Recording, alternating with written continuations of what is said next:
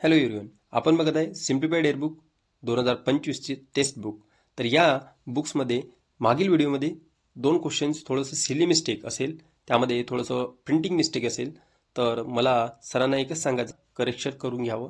आणि राहिला प्रश्न आपल्या सिरीजचा, तर हे सिरीज घेण्यामागे एकच उद्देश आहे की ग्रामीण भागातील मुलगा वेळेवर हे बुक परचेस करू शकत नाही, इकॉनॉमिकल कंडिशन व्हॉटएव्हर जे काही रिझन असेल त्या पद्धतीने त्यांना बुक मिळणे थोडंसं कठीण जात असेल, तर त्यांच्यासाठी ही सिरीज अतिशय महत्त्वपूर्ण ठरणार आहे. तर मला असं म्हणायचं आहे की या सिरीजमध्ये एवढं काही मोठं सायन्स नाही आहे. जर तुमच्याजवळ बुक असेल तर सिम्पली तुम्ही MCQ फॉर्ममध्ये तुम्ही वाचन करू शकता, रिव्हिजन करू शकता. पण याआधी जे की सिम्प्लिफाईड एअरबुक 2025 ही सिरीज घेतली आपण इन डिटेलमध्ये, या सिरीजमध्ये तुम्हाला कमी वेळेमध्ये कशा पद्धतीने सिम्प्लिफाईड एअरबुक हे वाचायचं आहे, तर कशा पद्धतीने आपण त्या नोट्स काढायला पाहिजे, कशा पद्धतीने आपण ते बुक रीड करायला पाहिजे, या सिरीजच्या माध्यमातून तुमचा फायदा झालाच असेल. ज्यांनी सिरीज फॉलो केली त्यांचा निश्चितच फायदा झाला असेल आणि त्यांचा खूप वेळ पण वाचला असेल आणि रिव्हिजनसाठी अतिशय महत्त्वपूर्ण सिरीज ठरलेली आहे. तर बघा, आता ही सिरीज जी आहे ही MCQ फॉर्ममध्ये क्रीडा घडामोडी टॉप 20 क्वेश्चन आपण बघणार आहे. तर हे प्रत्येक क्वेश्चन आपल्या डोळ्याखालून जाणं महत्त्वपूर्ण आहे.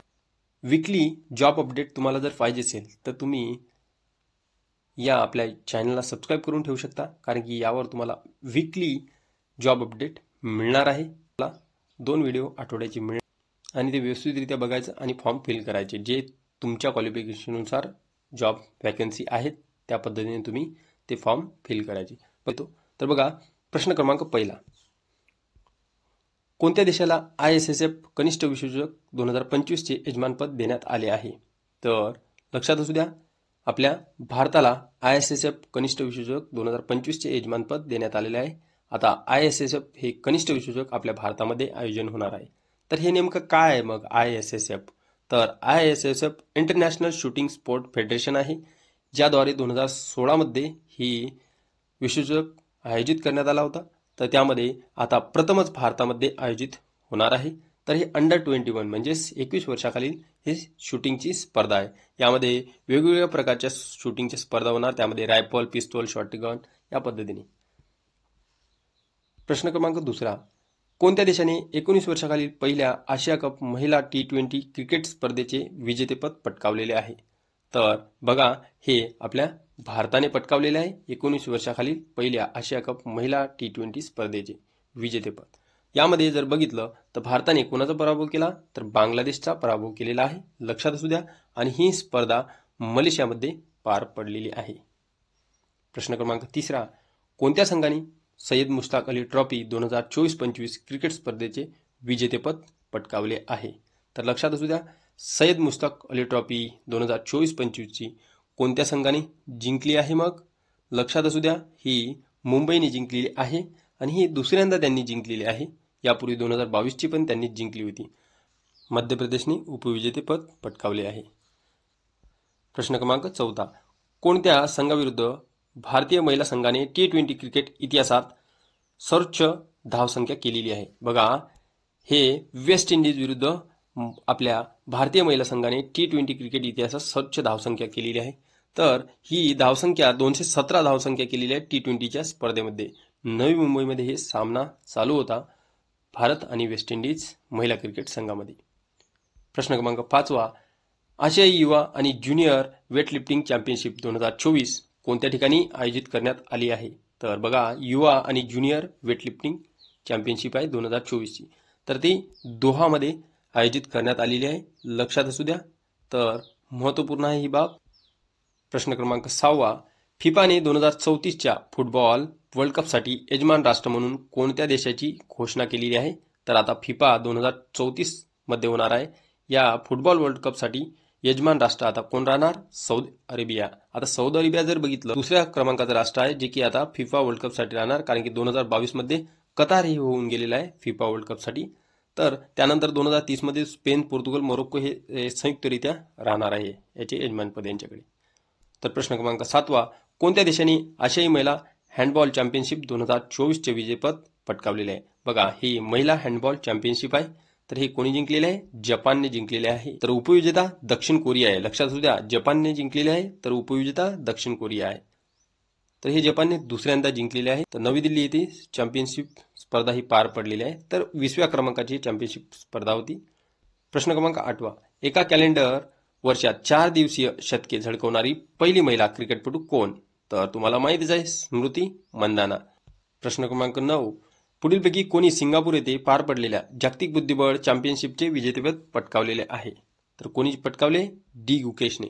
बघा, डी गुकेश जर बघितलं 18व्या वर्षी सर्वात तरुण जागतिक बुद्धिबळ चॅम्पियनशिप बनलेला आहे. याआधी जर बघितलं, आशियामध्ये हा तिसरा खेळाडू आहे ज्याने विश्व चॅम्पियनशिप जिंकली.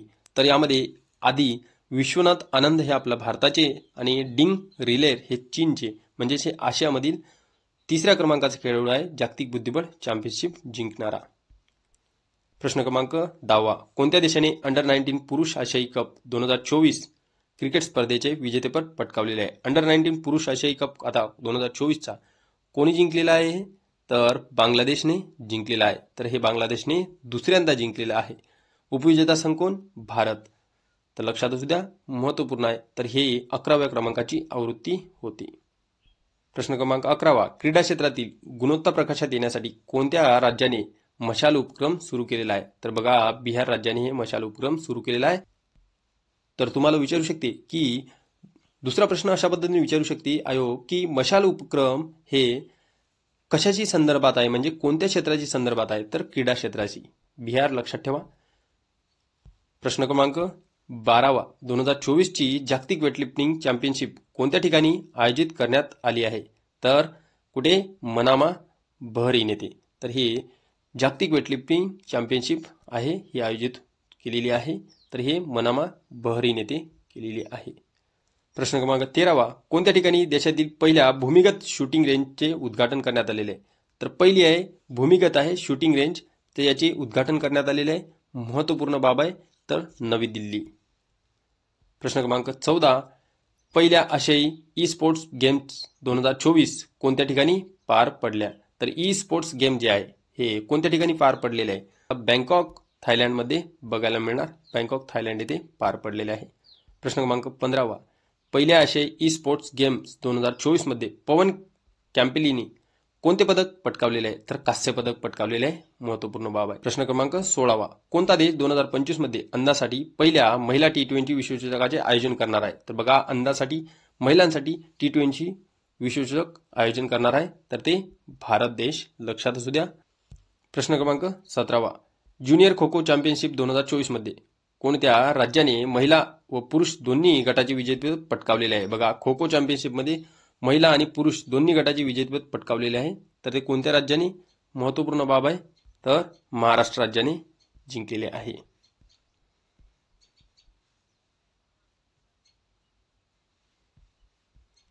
प्रश्न क्रमांक 18. आशियाई कप ज्युनियर हॉकी 2024 संदर्भात पुढीलपैकी विधाने लक्षात घ्या. बघा, आशियाई कप ज्युनियर हॉकी 2024ची कोणी जिंकलेली आहे? भारताने विजेतेपद पटकावलेले आहे, बरोबर आहे. पाकिस्तानने उपविजेतेपद पटकावलेले आहे, हे पण बरोबर आहे. ही स्पर्धा ओमानमध्ये पार पडली होती, हे पण बरोबर आहे. वरीलपैकी सर्व. लक्षात असू द्या, आशियाई कप ज्युनियर हॉकी स्पर्धा 2024. प्रश्न क्रमांक 19. पुढीलपैकी कोण बुद्धिबळातील प्रतिष्ठित 2800 एलो मानांकन गाठणारा दुसरा भारतीय ठरलेला आहे? तर ते कोण ठरलेला आहे? अर्जुन इरिगासी. बघा, पहिला ऑप्शन डी गुकेश देणार आयोग, कारण की फसवण्यासारखं, कारण की डी गुकेश चर्चेत होता.